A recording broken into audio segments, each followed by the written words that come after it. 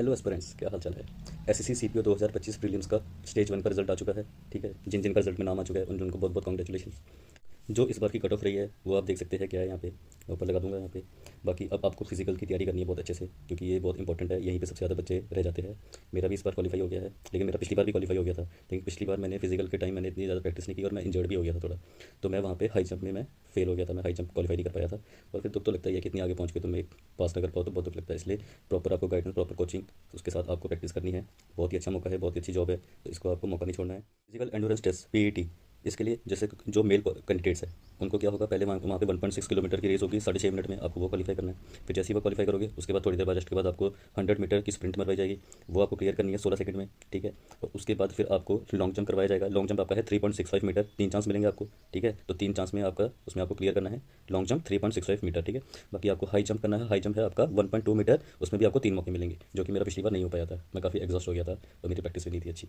और high jump clear करने के बाद आपको करवाया जाएगा शॉर्ट पुट। शॉर्ट पुट में आपका 16 LBS का वेट होगा और उसमें आपको 4.5 मीटर फेंकना होगा, उसमें भी आपको 3 चांस मिलेंगे। तो ये हो गया मेल कैंडिडेट्स का।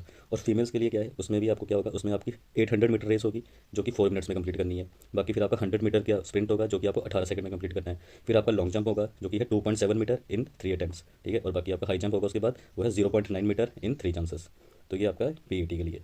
और इसके लिए आपको अच्छे से मेहनत करनी है, कोई एक्सक्यूज़ नहीं चलेगा, कोई कुछ नहीं चलेगा। अपनी डाइट पे अच्छे से कंट्रोल रखो, प्रोटीन इंटेक अच्छा रखो, पानी अच्छे से पियो, स्प्राउट्स वगैरह खाओ सुबह सुबह के, जंक फूड वगैरह सब बंद कर दो। ठीक है, बाकी अब और आपको कंसिस्टेंसी रखनी है, बस याद रखना। आप बेशक दौड़ो, रोज़ दौड़ो, धीरे दौड़ो, लेकिन लंबा दौड़ो, स्टेमिना इंक्रीज़ करो। अगर नहीं है धीरे धीरे, अभी आपके पास कम से कम कोई 1 महीने का टाइम होगा। ठीक है, 1 महीने बाद जो रेगुलर डाइट चल जाएगी, उसके बाद फिजिकल प्रीलिम्स की डेट के बाद 1 महीने के आसपास हमारा आ जाता है फिजिकल की डेट।